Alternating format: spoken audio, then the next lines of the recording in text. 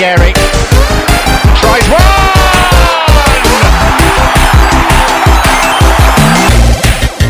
And it might be over. This is Not That Kind of Gooner, an Arsenal podcast. Welcome in. We are coming to you after a pretty disappointing, I was going to say depressing, maybe I'll say depressing, pretty depressing 1-0 win at home to West Ham. And it's a result that I think puts a nail in the coffin of the title race. We can talk about that in a second. And it's just, I don't know. It's I had my brothers over today to watch the game, and it's the first time I was actually bored. And they're really good sports about it. But that was a really tough watch. But we're going to get into the risers and fallers. There's a couple other things that we're going to touch on before and after that. And we're just going to talk through this match and try to find some meaning in it. Try to pick out something, maybe some glimmer of hope, maybe a nugget of understanding, if you will. Just, something to help us move forward into the next game in a better state of mind. And to do that with me is Drew, who you can find on Twitter at GeecheeKid, and who you can find on Blue Sky at supplyanddemanddrew.bsky.social. Drew, how are you doing? I mean, I would have been better if you didn't lie to me and everybody else listening that we won today when we lost. But that's besides the point. I wish we won. Did I say win? Yeah, you said 1-0 win. Oh no, we lost. We did. No, that's fine. Honestly, I want to be in that kind of different universe where we actually won today, and we're talking about a 1-0 board win instead of a 1-0 horrendous loss. You know what? You know what? Maybe it is a win just because. Maybe just because I can't be hurt emotionally anymore for the rest of this season. Fair. I mean, on the first podcast episode, you had me calling Everton Leicester and Leicester Everton because blue. So I feel like we're all allowed one mistake every now and then when we're kind of like, mentally drained. But other than that, you know what? Honestly, despite the loss, I'm fine. I mean, I'm fine, but I'm not fine. But again, we'll come on to that, I'm sure. Yeah. I mean, just a little sad. It feels like the moment's gone, and I'm trying to take it as well as I can, but I definitely had a couple mini rants online and like some bigger rants privately before coming on here. So we'll get through that. But there were also some pretty bad takes out there, even considering the circumstances today. I saw someone say that Declan Rice downed tools today based on his performance. And they're like, yeah, go back and watch it. Like, you'll see that, like, he just didn't care anymore. And like, maybe this is a signal to, and like, there are people in the comments section being like, yeah, like maybe this is him like responding to the club, not signing anybody in January, blah, blah, blah. And I remember just like, I read that and I was like, the only thing worse than an amateur psychologist on Twitter. I mean, there's a few things that are worse than that, but for the purposes of this, the only thing worse than an amateur psychologist on Twitter is an amateur psychologist on Twitter who's absolute dog shit at doing psychology. And I don't know. I just thought that was a crazy take. Yeah, I mean, my whole worry about the online discourse is and was twofold. That the closer we got to winning something, the more, what's the term I'm looking for here? The more entitled fans are going to become, as if we have some God-given right to go on and win something. And while I'm more than anybody else, well, not anybody else, but as much as everybody else, wants to go on and win the league and wants to win Champions League and compete for the big honors again like we used to when a lot of these fans were still in diapers, I feel like there's got to be measured reactions. And you cannot mask vitriolic drivel under the guise of being a passionate fan. There's passion and there's abusive behavior, and that for me is where I draw the line. And the way fans are just so quick to just levy these accusations that are completely unfounded simply because we lost, players didn't perform well, particularly some of the bigger names, you can be frustrated in that, but that's still no excuse to. And some of the stuff I'm seeing is smacks of before Arteta even arrived. Mhm. That era we all like to forget ever existed, basically.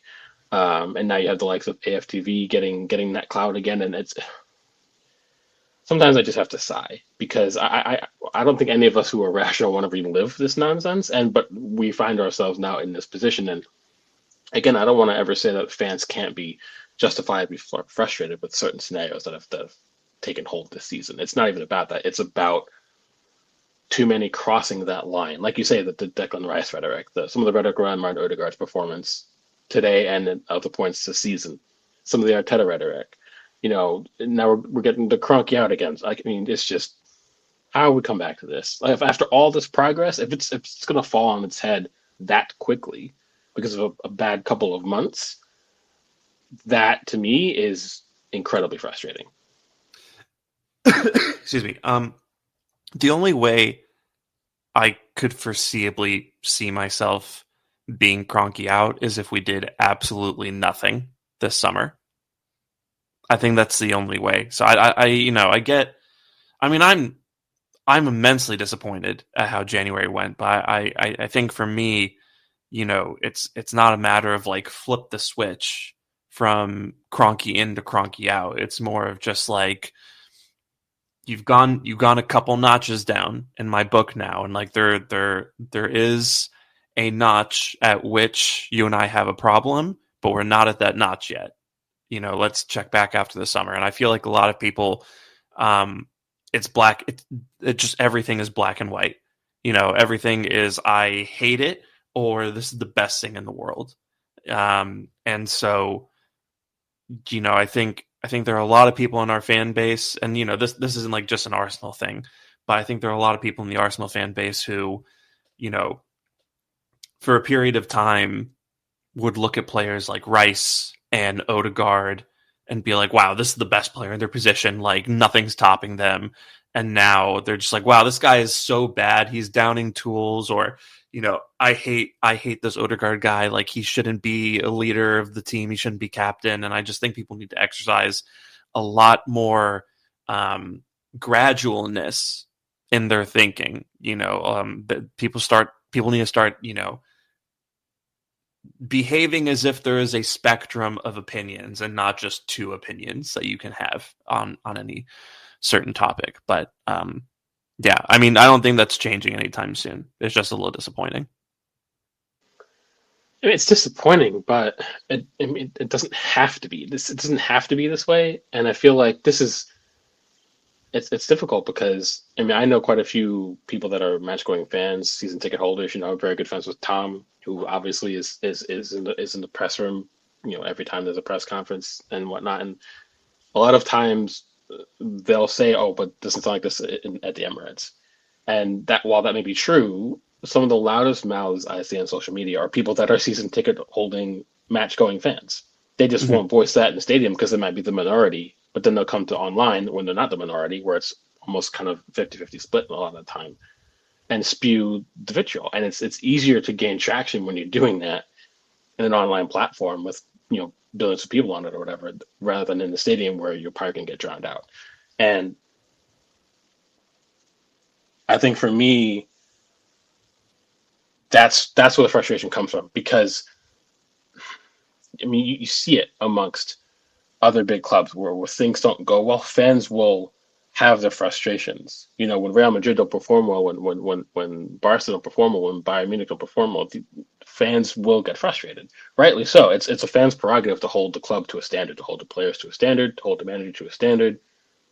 That's what supporting any sporting entity in any sport is about. Frustration is valid, but again, finding excuses to cross the line is, for me, that just becomes too much. And I've just become so liberally, as a person that will just block when I see it, because people don't realize how quickly things permeate. And we're in a case study right now with Twitter/X, whatever you want to call it, from political space, when you see infectious rhetoric, what that can do and how quickly it can spread and how quickly it can change minds. That is why I'm so loud about my frustrations, because people don't realize how fast the landscape can shift.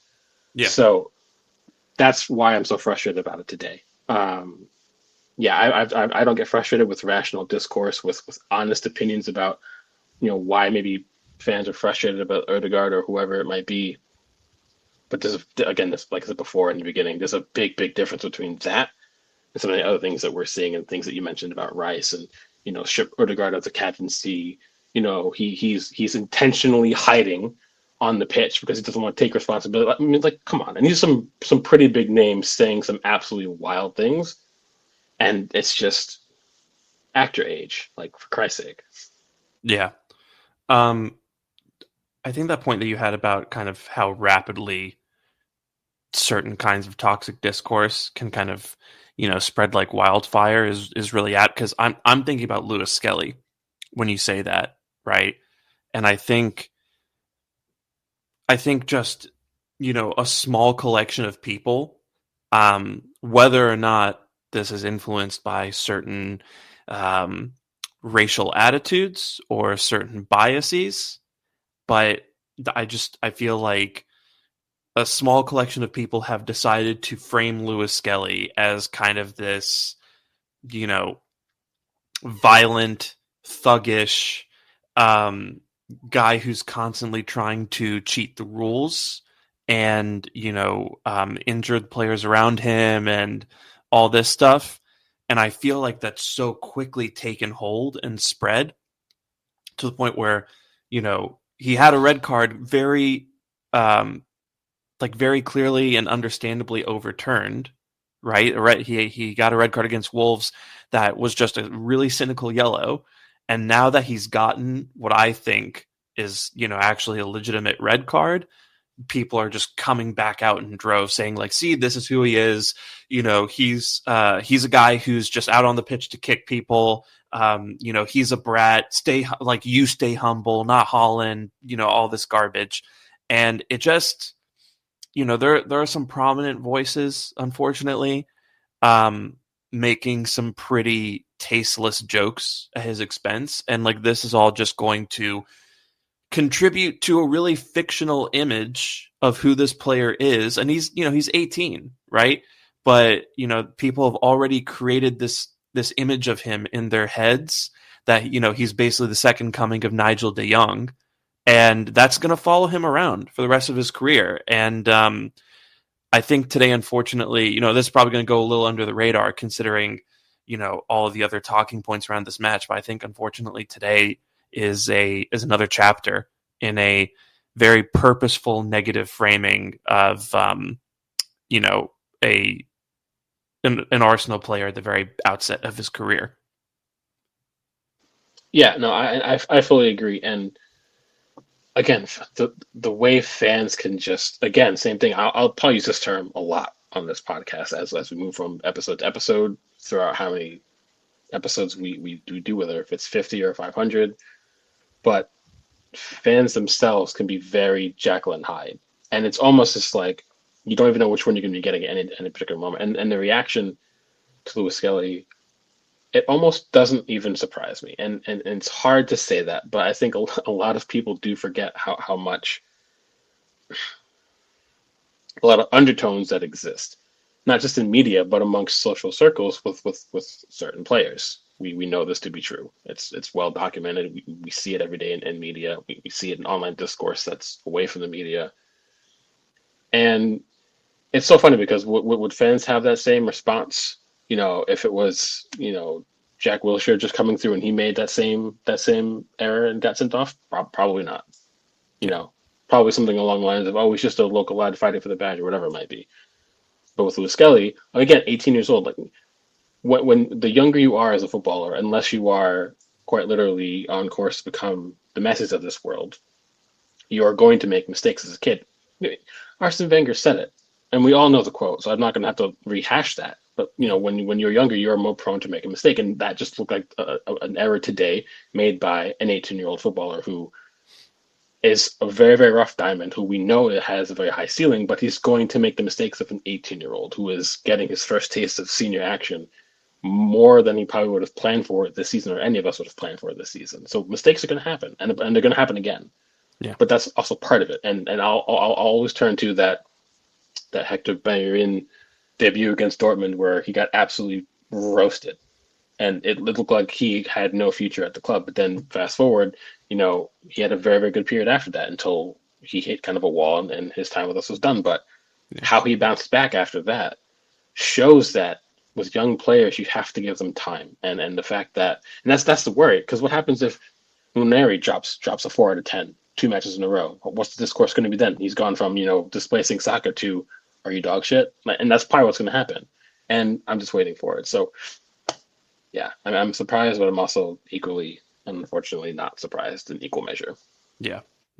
It's disappointing all around, and I just kind of want to emphasize that there's nothing wrong with getting emotional. I mean, I get emotional during matches all the time, and like I'll fire off some tweets, but I'm always careful, at least not to play on some sort of like online narrative when I say things. If I'm yelling at a player, I want to yell at a player because I thought they did something bad in that moment. But I don't want to like say something about Odegaard that like people have been saying since the moment he signed, and like assuming things about him. I don't want to assume I don't want to play amateur psychologist and like read people's body language. I just want to like comment on what I'm seeing. So yeah, it's natural to be emotional, but I think it would be nice if people exercised a little bit more caution when they spoke about these things online, because again, these things can take on a life of their own, and before you know it, every match is a referendum on a player's right to exist in the squad at all, and it's not a healthy way to approach football. Let's go ahead and get into the risers and fallers, and Drew and I have agreed that based on how today's match went, we're going to do one riser each and then 2 fallers each, and we'll take it from there. So, Drew, is there a riser that you can think of from this match? I think if there was one, I mean, I thought Timber was very good today. I mean, if you look at it, West Ham really didn't create all that much, did they? Apart from Bowen's free header, which is the best chance they really had all match, and they happened to just put it away. But I thought Timber was probably one of our better players. You can't say that about many, but I thought Timber was actually pretty good. But it's really hard, and I don't think he was great. But I thought he was good. So in isolation for just today, I would say Timber. But it's tricky because and I kind of tweeted this after things calmed down after the match, where it's hard for most, if any, player to really be able to hold their heads up after today, because I thought collectively it's up there with one of our worst performances of the season, if not over the last couple of seasons. So, but if I had to nominate anybody, it would probably be Timber. Yeah. I thought he was good today. I will say I feel like he didn't do great in terms of executing on the final action, but I think he kept things pretty quiet defensively on his side of the pitch. Helped progress the ball into the final third really well. I think he was pretty solid in the tackle. Just generally did his job up until that final third. I just think his combinations with Odegaard were a little off on the day, but yeah, I can see it. I think he definitely did have one of the better performances. Well, I mean, I'm glad you agree. Would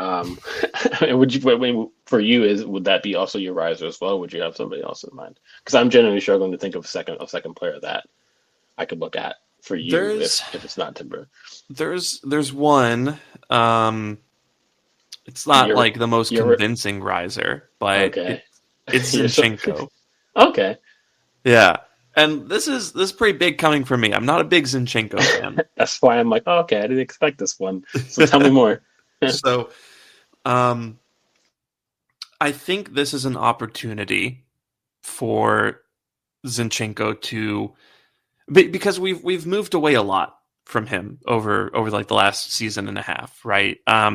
Last season, I think some defensive issues became very apparent with him. And this season, we went and signed Calafiori. We went, or Miles Lewis-Skelly, has emerged in out of the academy. And so you have two players who really can, I'll just say, I think you have two players who fill the role at left back and play that position the way Arteta wants. For the most part, much better than Zinchenko does. I think they do a good enough job of inverting and progressing the ball and providing, some attacking assistance while also being solid enough at the back. Although, maybe we'll talk about kind of a contradiction of that later on. But, I think Zinchenko has just kind of seen himself become redundant in this squad. And so when he came on in place of Declan Rice, and he played that left 8 position with Odegaard, I actually thought that was a really interesting decision. And honestly, something that, considering our struggles to create chances, considering our attacking woes in terms of availability, Zinchenko is someone I've kind of been looking at as someone who can potentially contribute in that regard. So having the dual 8s with Zinchenko and Odegaard, I think it definitely worked better than what we were doing before. Odegaard was making some interesting diagonal runs into the penalty area whenever Odegaard had the ball. I wasn't super convinced by his crossing, but he was crossing from the half space a couple times, which I thought was useful. Pinged in some good balls into the final third as well.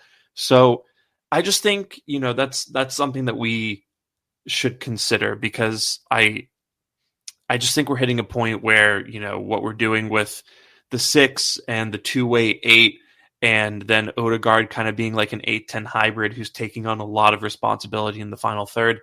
I don't think that's working. And I think you need two creative players behind the front 3 with kind of how things have worked out for us and how teams are going to set up against us. So, I think it wasn't the most convincing audition, but I think Zinchenko did enough to at least warrant consideration for the rest of the season. Yeah, I think that's pretty fair. He's shown that he can play in central spaces across, when he was at PSV, and then not only at City, he's done it for Ukraine. So, I wouldn't hate it necessarily. I think you might be able to get somewhat of a preview with that moving into next season. We've had the discussion before about, there might be times where we use dual 8s ahead of Rice at 6 next season, depending on who we play. And one of the things that we can touch on for this performance is West Ham and, I forget who said it online, but the likes of like the Fulhams of this world and Aston Villa, where we really struggle to break down those kind of teams, having dual 8 would actually be beneficial. Players that are comfortable on the ball, that have some creativity. I think the one thing that we're really lacking right now, if you look at the 11 we went with, and if you look at just the front 6, that not including the back 4, Trossard, Ranieri, Marina, Rice, Partey, and Odegaard, is you lack a lot of individual dynamism in that front 6. And when you're playing against a really, and fair credit to West Ham, we had quite a few shots, but our XG was barely above theirs, and they only had 5 shots all match. And that kind of shows how they really limited us in terms of getting into the final third, really getting into those danger zones.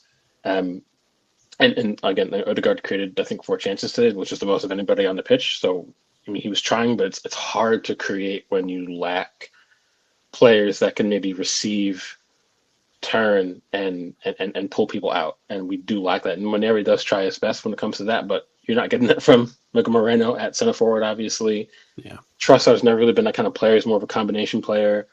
Rice can carry well in transition, but when you get into lower blocks, against lower blocks in the final third, Rice is not going to be able to wiggle his way through. Partey just really isn't that kind of player. And Odegaard can be at times, but when he's on the ball, oftentimes when he kind of comes into the right half space, even to central areas, you'll have maybe Ranieri sitting out wide, so no one's dragging somebody away from Odegaard in the space trying to go occupy.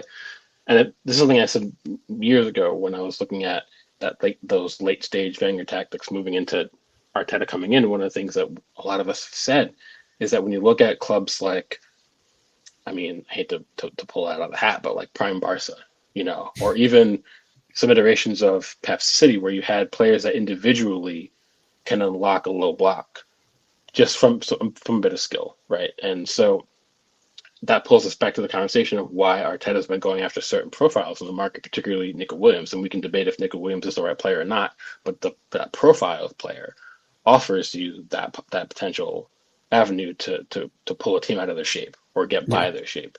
And us lacking that today, if you see that 11, I think then the onus then becomes on Arteta to tweak the system. This is where I will criticize Arteta. It's not, I'm not Arteta out. We all know this. But it is on the manager to find different tactical solutions based off of two factors. One, the team that you've set up, and two, what you're playing against. And how we usually traditionally play does not suit the team we had out on the pitch today, right? So what if that was we had to go with a different 11 or tweak the system or whatever might have you. The fact that we struggle to go into a match like today with the right match plan or adapt that match plan based off of what we're being presented with, to me, shows too much rigidity in our tactical solutions. And that currently and historically over the last couple of seasons shows us to have that weakness. And that needs to be addressed in the summer for sure, but also intermittently right now for the rest of the season. So, yeah, I think when we lost Havertz, I mean, arguably, like when Martinelli went down as well, I was kind of hoping that we would change the system slightly just to, make the best use of the remaining players that we had. I mean, I was thinking of maybe a 3-4-2-1 or something, right? Or just something where you're using your wing backs more. You're maybe putting Trossard in more central areas with Odegaard, and then you're putting them behind. Whether that's a Marino or whether you're giving Sterling one job and one job only, which is to run in behind the defense and see if you can play him in. Or maybe you're giving that job to Nwaneri instead. But I was hoping to see a little bit of invention. And I mean, well, tell you what, let's just we'll go into the fallers, and let's just make Arteta one of the fallers immediately. Yeah, I think that's fair. Yeah. Since we're on this topic, so I just he stuck to the 4-3-3 a little too much, and it's really clear that we just don't have the personnel to facilitate that right now. Because Nwaneri's not a 90-minute player. He's 17. He has a lot of physical development to undergo. You can't just kind of play him, week in, week out, every minute of every match.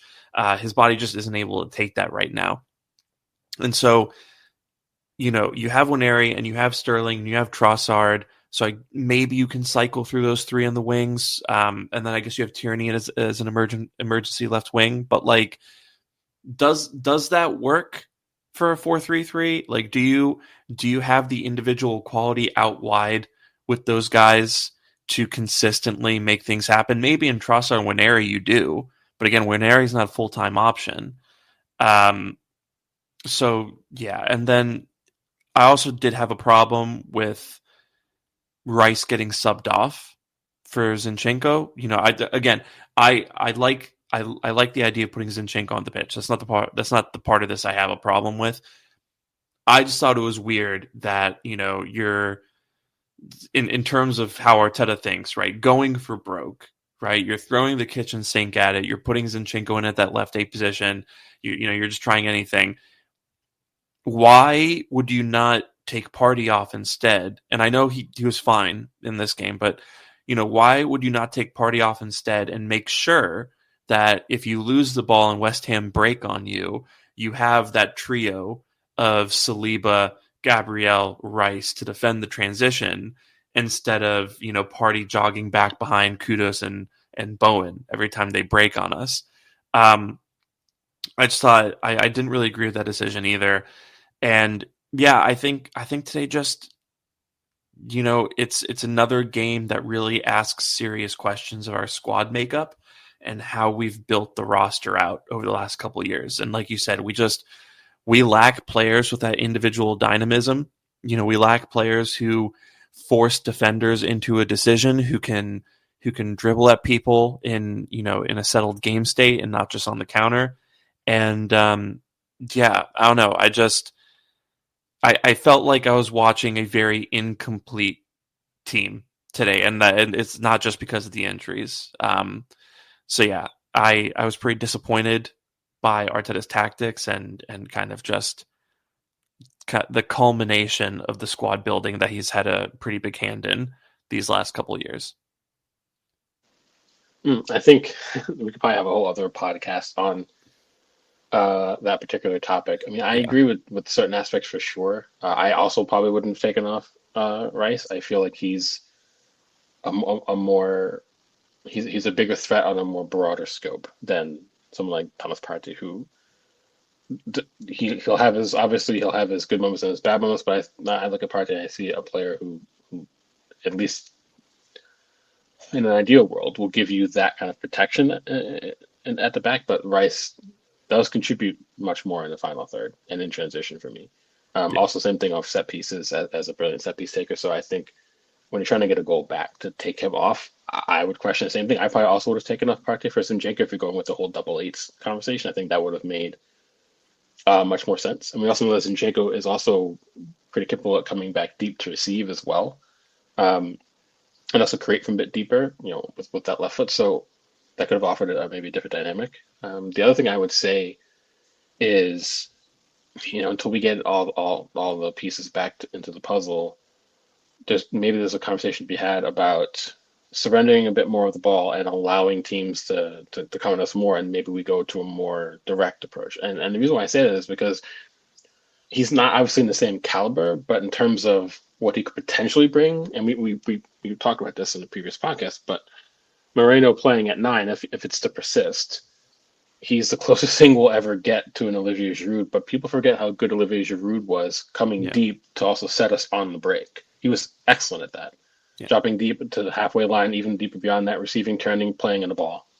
And we do have players that can actually benefit from that kind of passage of play, particularly in Nwaneri, because he does have quite a bit of pace.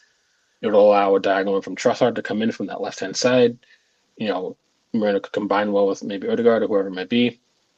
Sterling, like you said before, who isn't the same Sterling, which we've also covered previously, but at the very least, I think if you gave Sterling a bit more space to operate, we might see a bit better version that we've seen from him previously. Again, he, like everybody else in the team, he's been struggling against low blocks. So if you give him a bit of space to gallop, maybe he'll offer something different, So maybe there's a conversation to be had there about being maybe a bit more direct and a bit more springy on the counter than we usually typically like to be. And yeah, it's more rather it's less risk averse. But right now, I think being less risk averse probably might be the way forward for a bit. And also sometimes asking teams questions that they aren't normally asked helps unsettle them as well. When teams are typically set up to not have the ball, when you force them to have the possession, they run out of ideas very quickly. That could unsettle them as well tactically. So I think there's a bit more of a conversation with that as well, but we won't have enough time for that today. Maybe another podcast, but yeah, just some things I've been thinking about, as we've been chatting and kind of after the immediate post-match thoughts. So yeah. We'll tell you what, we'll count. Do you want to count Arteta as one of your followers? Yeah, I would probably say so. And again, it's not because I think he's doing a terrible job and whatever it is, but just get him out. Jesus, man. I just feel like sometimes it is on the manager to find those solutions and I think I was saying in one of the group chats earlier where I feel like sometimes you have to just trust the players as well. I think as much as I love him, I think Arteta sometimes over manages, and I'll draw that just back because in our best iterations under Wenger, how many times would the TV cameras cut to Wenger in the dugout? And he was just sitting there, letting the players problem solve on the pitch. Sometimes you have to have faith in those players, and sometimes that would require them to play a bit out of your match plan in order to get a result on the pitch. Sometimes you have to allow players that freedom. I think we have the players to do that. But I think sometimes, again, we're so rigid in our system that we're stripping players the ability to be as creative as they can be to problem solve in real time. And for me, that I think is another hitter on Arteta recently that I've been noticing. So yeah, for me, I think it's fair to put him as a follower, not because we want him out, but because sometimes you got to question the manager too. So Yeah. Yeah. To be fair, Wenger was sitting there a lot of the time because they gave him about 7 feet of jacket to zip up. true. So that takes a second. I wouldn't want to stand wearing one of those things either. To be fair, so yeah, Dude, I remember people were laughing at him like that first time he got caught on camera like messing with the zipper. Yeah, Yeah, and I was just like, I get it. Like, you have to reach really like way down, and like that's probably like a windbreaker material, so it's bending on you. But yeah, I agree with your point where but Arteta's done a great job, and he has us in second under extremely demanding and unlucky circumstances. But that doesn't mean he can't make mistakes. For my follower, I'm actually really glad that you said over managing, because and then that will become clear in a moment. My follower is Martin Odegaard, and we had this discussion at the top of the pod about how people have these narratives about him that they try to drive, and people are just always seemingly waiting for him to have a bad game to pounce on him and say that he doesn't deserve the captain's armband. I'm not trying to do any of that, but I am getting a little concerned about him. And today, again, he's had issues with kind of the weight of pass in his final ball. He really overcooks or undercooks a lot of them. He tries some of these flick passes that he underhits a lot of the time, or he overhits his shooting. I don't know what happened to his shooting. Last season before, he was one of the cleanest strikers of the ball at the club, and now, one shot. I mean, either was an attempt at a chip, or it was a really scuffed shot they took early in the first half, and then he had another shot that he just completely mishit, off balance. The ball skewed into probably the top row of the stadium. He seems really off in that regard, and kind of on top of that, it just he's not good under contact, and he seems hesitant to shoot. I don't know. It doesn't feel like he's getting anything right. And there's this one moment that there's a clip doing the rounds of from the match, and it's a moment where Trossard's on the counter when Aries played him in. And so Trossard's going down the left flank, and down the middle you see Odegaard making a run. And it's one of those situations where Trossard just has to play the ball diagonally behind the closest defender, and Odegaard is in on goal, at least able to take a shot on goal, right, before 3 defenders descend on him quickly. And Odegaard decides to drift out of that position all the way to the right side of the pitch, effectively kind of leaving Trossard defend for himself. And so I tweeted that video, and I definitely I misspoke a little bit. I think what I said could be construed to mean that I thought he like gave up on the situation, or like he shirked the responsibility and like he's not a leader. That's not what I meant. What I'm trying to say is he had an opportunity to really take the match by the scruff of the neck, and for some reason he seemed to decide that maintaining balance on the pitch or positioning himself so that we can't be countered on as easily was a bigger priority than trying to position himself to potentially score a goal. That was my problem with it. So I feel like Odegaard's form has just dropped off a cliff for a massive part of the season now. And you can say that it's because he had a big personal life change, and you can say it's because he's probably playing through injury, and because injuries have essentially decimated the right-hand side that he's playing with. I get and I understand all those factors. But for me, after a certain point, you're not the player that we might think you are if you can't cope with those things to some level, right?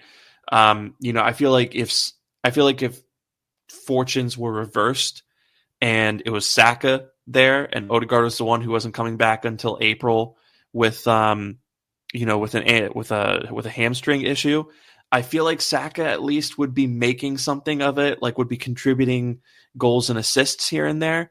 And Odegaard's just really gone anonymous for a lot of the time. So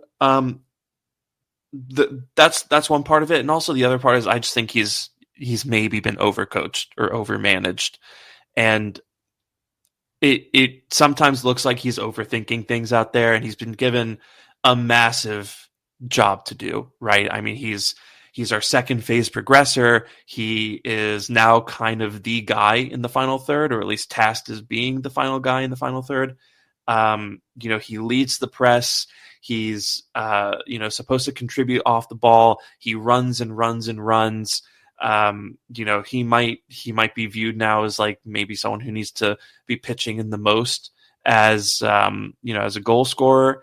And on top of all that, he has a captain's armband, and it's just a lot of responsibility, a really complicated role that he's been asked to play.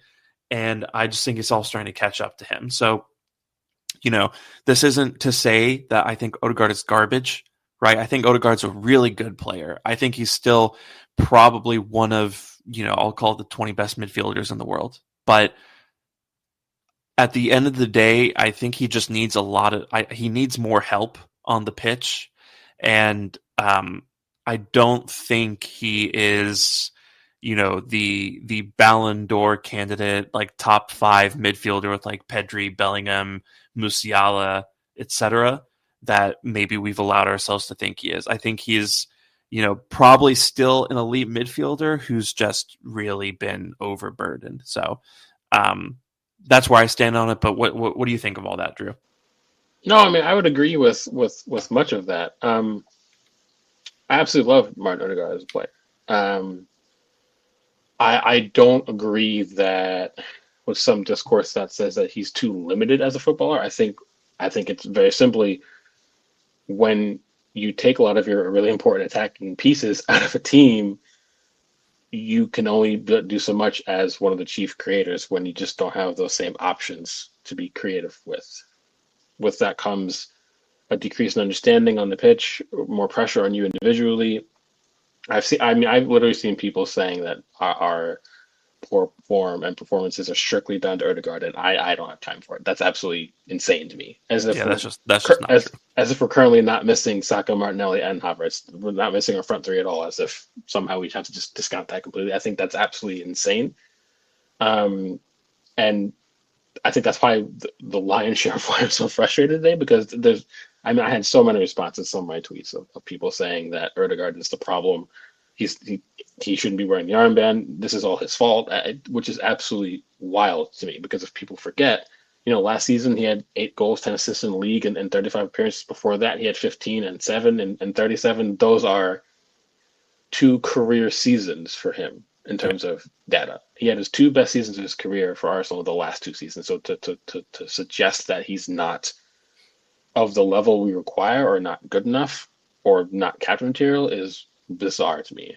I think sometimes that your output and your ability to be the best version of yourself, unfortunately, because football is a team sport, comes down to the collective as well. Players will often bring out the best in each other. And as we've seen previously, there's a reason why our right side was so good when we had both Saka and Ben White. They both bring out the best in each other, and that's undisputed. So in knowing that, why can we not have some of that same discourse around Odegaard, who is not tasked with creating for a 6 who's playing at a 9, with Trossard just isn't the same player as Martinelli, with Nwaneri, who has shown so much promise, but he's not Bukayo Saka. And yeah, I think there's some undue added pressure on him now to be a player who he really isn't. And people forget that the season where he scored 15 goals in the league is a huge outlier in what he actually is as a player. He's never been a big goal scoring attacking midfielder ever at any point. I think that total is double what his season's best was for when it was last year, but also when it was at Vitesse Arnhem, I think he had 8 goals one season for them as well. So this is an outlier. Usually he's averaging around like 3, 4, or 5 goals a season or whatever. He's a creator. Um, but again, it's hard to create when you don't have the best players around you. Sometimes creating something out of nothing is really hard. And again, I'll say it again, unless you're, like you said, the Messis of this world or whoever, like those truly, I'm a top 5 player or maybe top 10 player in the world, regardless of position, unless you are at that level, it's very hard to make something out of nothing. After the fact that he's maybe playing injured, he himself dealt with injury this season as well. People are going to probably forget that as well. So, yeah, it's definitely a lot. So, I do think maybe as we see people come back, hopefully in form from injury, we'll see the better version of him again.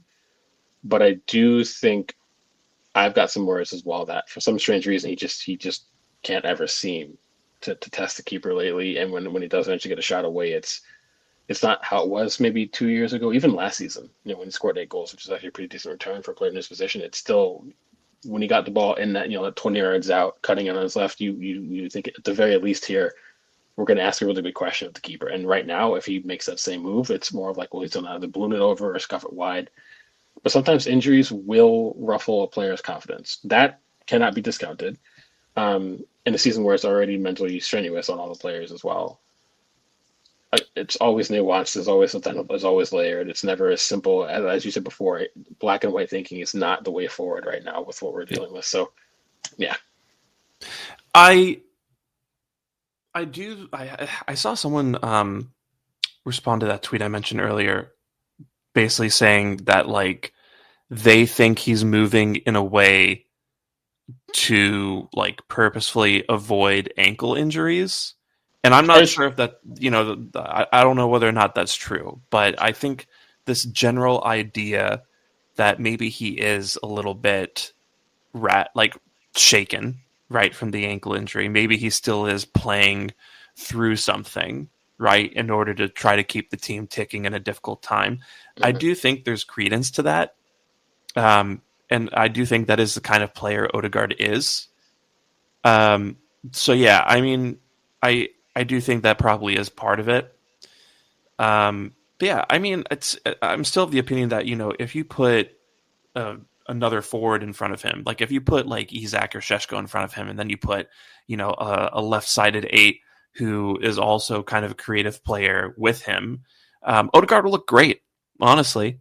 But yeah, I just think he's being asked to do too much right now, and it's starting to show. So, Drew, who is your second faller? I don't want to say Merino because he's playing under circumstances that are wildly out of his depths.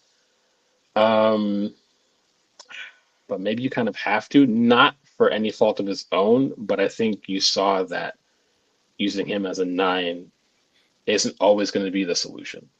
And I think it's more down to the fact of who he is as a player. He's an intelligent footballer. His positioning is very, very good. But it's very different going from being a 6/ a deeper 8 to being as a 9 and the focal point of an attack that relies on that player in the system, specifically in the manner of which we've used Kai Havertz since he's come in from Chelsea. Merino is never going to be able to give you that, obviously. I think for me, what makes him such a big goal threat and what we've seen from him previously when the goals he has scored is he's really good at understanding the space in the area and when to make the run into that space and on the end of an attacking move. And sometimes with the way we play with a center forward, that might be stripped away from his kind of locker a little bit. So to get the best out of that, we also have to tweak the system. But I think just in isolation for today, I kind of feel like it showed you we've seen the best of times with him there and the worst of times with him there at a very small sample size. So we can't criticize him specifically, obviously. It's just victim of circumstance. But I guess I would probably put him there. You can maybe argue Nwaneri not because he's a bad player again, but just because, like you alluded to previously, he's still very young, and asking him to do so much more than what we were planning to this season eventually might get to him as well. I can't fault I mean, I'm not going to say that I think the players specifically are downing tools, which is why I'm so frustrated at some of the online discourse. But I do think just across the board, very few players were any good today. So I don't think I think the idea that players are downing tools is ridiculous to me because it suggests that they've lost faith in the manager, right? Like when people say downing tools, that means that players are giving up on the guy who's putting them out there. And I don't see it at all. Like these guys are still running through a brick wall for Arteta. What maybe I could be convinced about is some of these players are starting to lose a bit of belief in what they can get out of the season, right? And that's not always like a conscious thing. That's not always players stepping on the pitch and like, thinking to themselves, yeah, like, season's over. I'm not going to try as hard. But, if you do get the sense that it's not your season and you're not going to turn it around, maybe subconsciously you don't run as hard. You don't fight for, every loose ball and stuff like that. And like, I still wouldn't go so far as to say is that's definitely what's happening out there. I would rather just put it down to, a pretty crap day from everybody. But yeah, this idea that everyone's downing tools, I think is, kind of laughable. But yeah, I think Marino's a good shout just because, maybe we allowed ourselves to dream a little too big after the Leicester match when he came on and he scored 2 goals and all of us were just kind of looking at each other just like, did we find something here? Has this guy secretly been a world-class number 9 the whole time? Probably not. I think the problem with Marino is that having him on the pitch at 9 very much telegraphs what our game plan is. And that's a great shout. Yeah, I just like I was kind of worried about this going into the match where like West Ham would just know like, okay, well we lock up the back post cross, make sure there's 2 guys on Marino anytime Odegaard and Nwaneri cut in, and that should probably deal with it. And then we just put 10 guys in the box and best of luck to Trossard or Odegaard or Nwaneri in terms of making something happen on their own.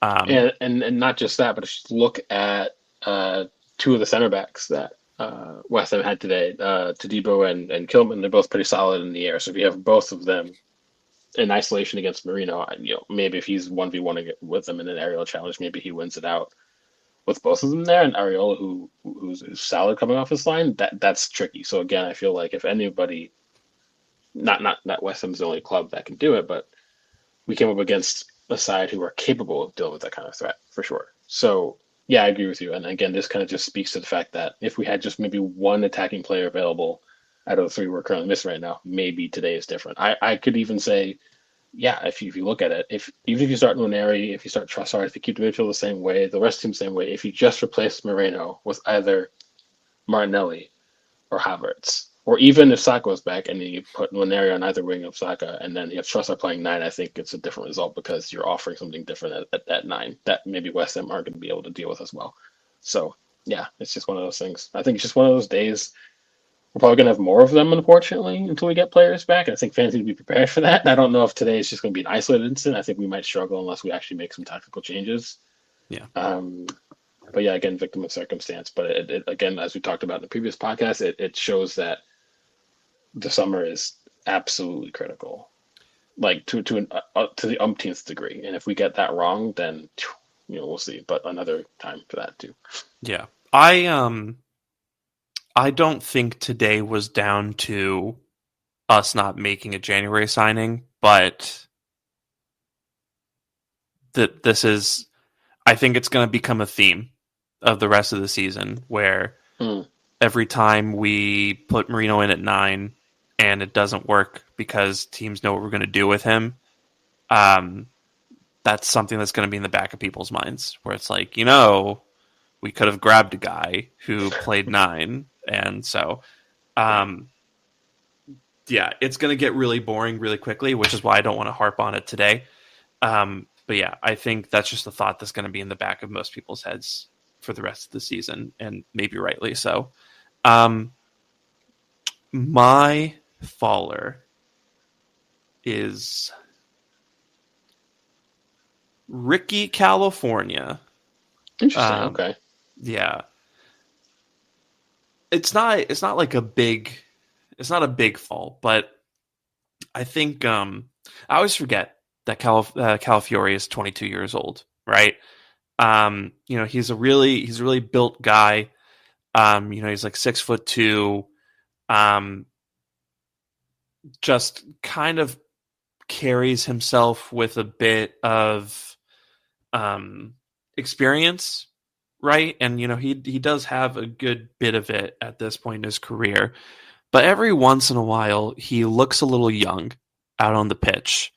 And I think today was one of those days where, because I was glad to see him in the starting lineup. I think that's what we needed to do because he has a bit of that wild card factor in the final third where he drifts around a little bit and, you know, is able to kind of produce some quality on the ball. But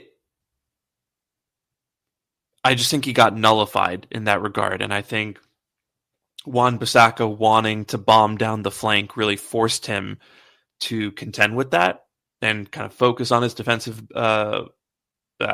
requirements and not so much really function attacking wise. But on top of that, I think he just really was made to look a little naive defensively today, where he didn't stay tight enough to Wan-Bissaka when he put in that cross for Bowen's goal. And, I feel like he jumped in a couple times. I feel like he gave a little bit too much space to his man generally on the wing.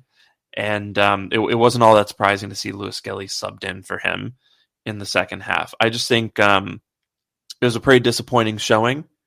And it makes me slightly worried for the Forest match because he's gonna be up against, your Elangas and your Hudson Odois and your Morgan Gibbs Whites, and there's going to be a little bit more to contend with, I think, than Wan-Bissaka and Kudus. So yeah, I was just a little concerned by that. I mean, it's not, I still love him as a player, and I'm not like super down on him or anything. I just think it was a bad showing, and it probably will get harder for him in midweek. Yeah, I could get behind that. And yes, even I forget that he is only 22 because A, he doesn't even look 22. Yeah. But B, yeah, I do think he carries himself in a way that is a bit more seasoned, and I think that's a great thing. So it doesn't bring me into concern to know that he'll be able to bounce back in terms of performance levels after what was probably today a pretty questionable performance. Obviously, he did show the fact that he's still able to offer something from, if he gets within decent shooting range, he'll have a pop at goal, which is great. We kind of need that right now as a bit of residual threat in the final third.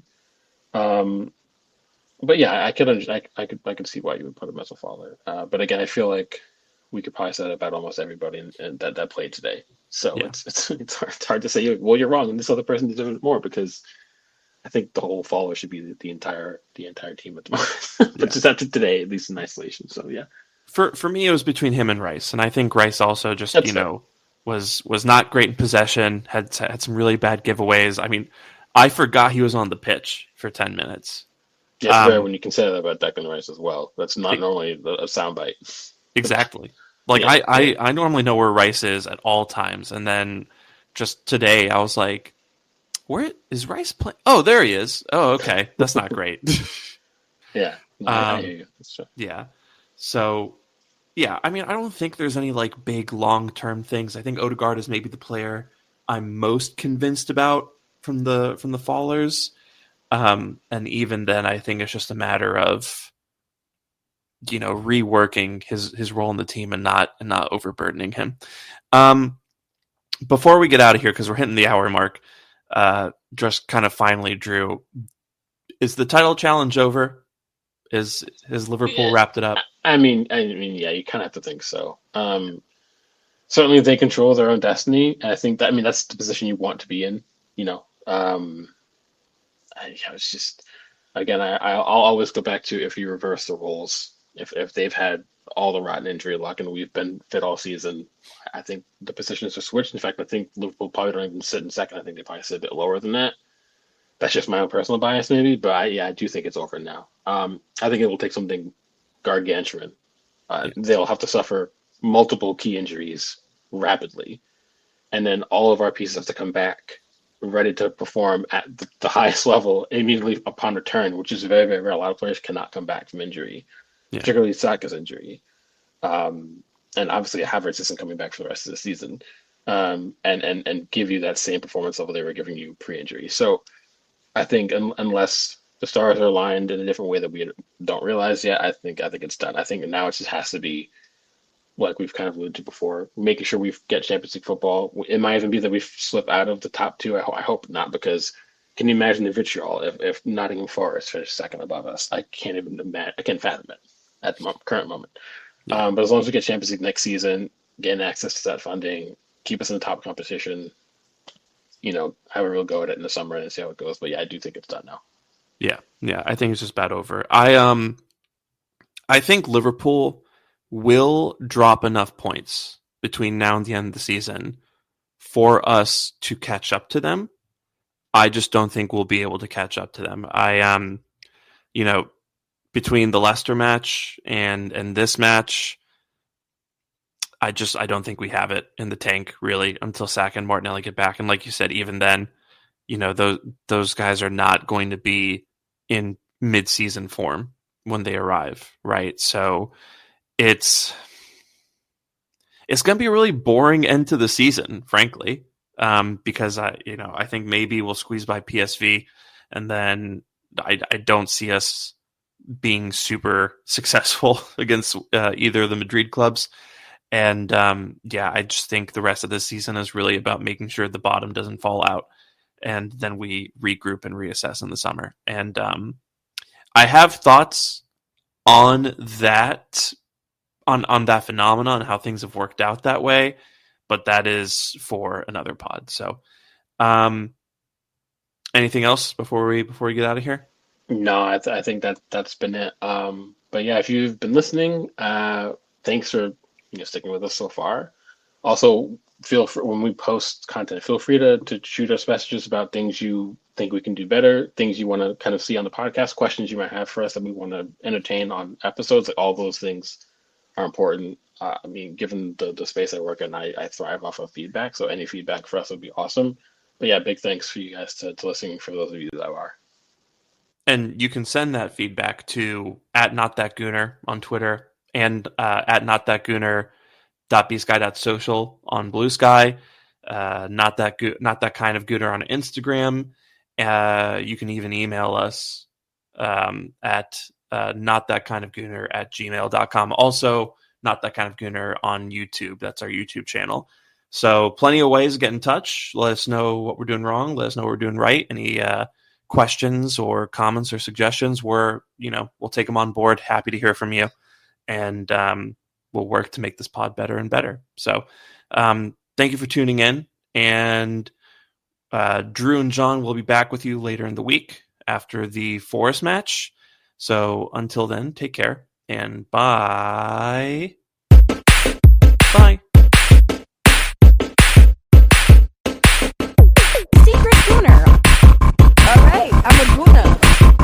No, I love you.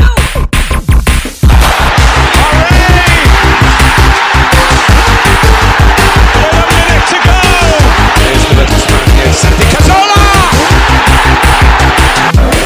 Saka!